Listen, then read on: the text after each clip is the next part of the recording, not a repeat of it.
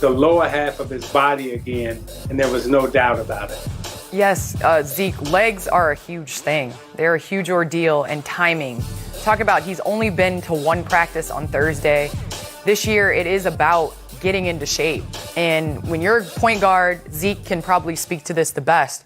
When your legs are not there and your wind is not there, your shot is not going to fall. And I think we saw a lot of that tonight of just that rust. We know what Kemba is capable of. We understand that the Celtics are a threat. When they get Kemba Walker back fully, Jason Tatum comes back, and Jaylen Brown, those three guys, they defend and they can, put pressure on the defense on the other end. So I think Celtics are in a great position right now. Let's revisit that and go a little deeper, because obviously we know what the Nets just did by adding James Harden. They hope to get Kyrie Irving back. Milwaukee, we know who they are. Still trying to figure out some of their new pieces. And Philadelphia is off to a great start, not with last night notwithstanding. But what about Kemba coming back gives you the feeling about this Boston team that they can compete with those teams? They can be there at the end in the East.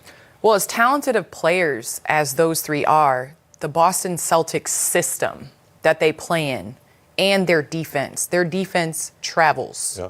Zeke said it earlier. When your defense travels on the road, you're able to escape and win those sorts of games. Boston Celtics usually, barring today, right, don't lose games they're not supposed to.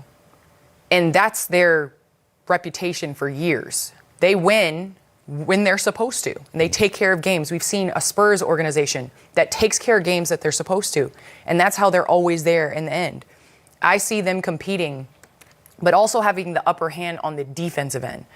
Brooklyn Nets are trying to figure out, offensively. Right. But guess what? They got to go down the other end, and they got to figure out how they're going to defend. Right. And, I think that's going to be a huge advantage that Boston has. Tough couple of games upcoming here, Isiah, for Boston. They'll take on Philadelphia in a series on Wednesday and Friday, and we don't know yet the status of Jason Tatum for the Celtics. We also don't know the status for Joel Embiid in that series that's upcoming here for Philadelphia against Boston. But we want to see if Kemba Walker is going to be on the court. Remember, he took a tough fall here earlier in this game that we saw here, Isiah.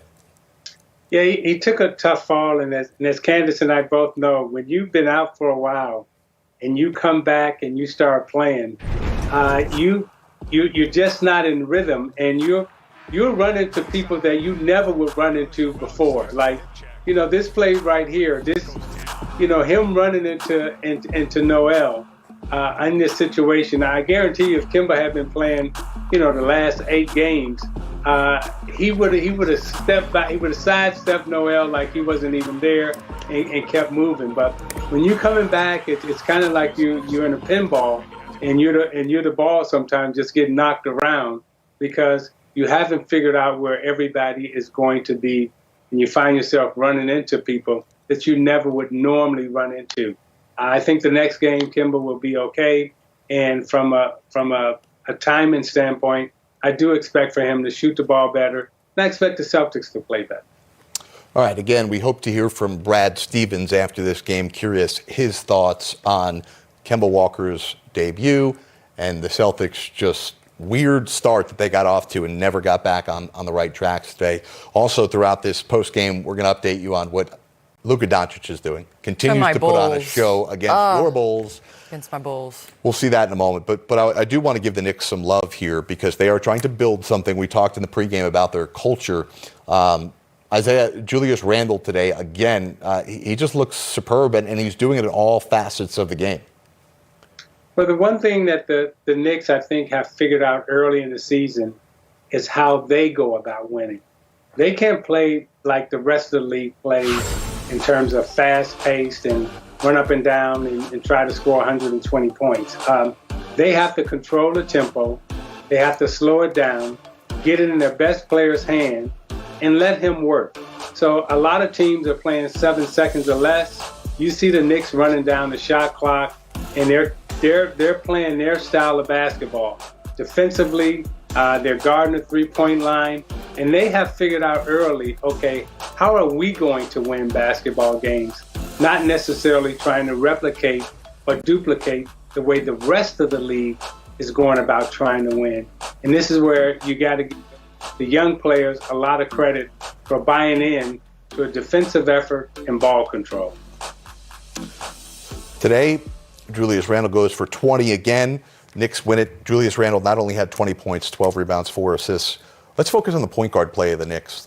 They've got about 17 guys who can play the point guard position on their roster, as Tom Thibodeau inherits a mess at that position.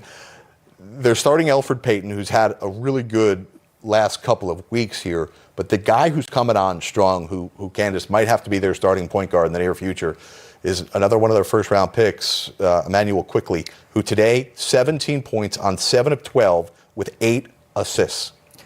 Yes, and I think that's been a huge problem with Elfrid Payton at the point guard position is his inability to really knock down shots and make plays and draw and kick. You see this nice little floater. It might look easy, but that's something the Knicks have not had for a very long time, is somebody getting in the lane and being able to finish. Again, his ability to be able to stretch the floor, he's 8 assists in 21 minutes, shooting an efficient 7 for 12 from the field. Defensively, I know Tibbs, that's probably the number one thing that Tibbs looks at. So we have to look at him defensively on the other end of the ball, because Tibbs is not going to play you if you're not defending on the other end. He's old school. You can put up 25, 30. If you're not defending on that end of the floor, you're not going to get many minutes with Tibbs. Yeah, and just historically, when you look at Tibbs, whether he was with Chicago or Minnesota, it's tough for rookies to get on the court. I know Jimmy Butler still jokes to this day that Jimmy Butler couldn't crack the lineup with Tibbs at first. He's got to build that trust with you, and it seems like he's putting up numbers on both ends of the court proving he should be out there. So Knicks win it by 30. They controlled this game. They led by as many as 37. Celtics see their 5-game win streak come to an end. Let's go back out to TD Garden, check in with Brad Stevens, who has to be disappointed after this effort. But inevitably you will have a couple. That doesn't make it any easier in the moment. That doesn't make it any easier as you're going through it and watching it, and just like, we just looked like we were in mud today. And mud is a good way to put it. Yep. There's Worldwide Wob at it again. Wow. The internet's undefeated.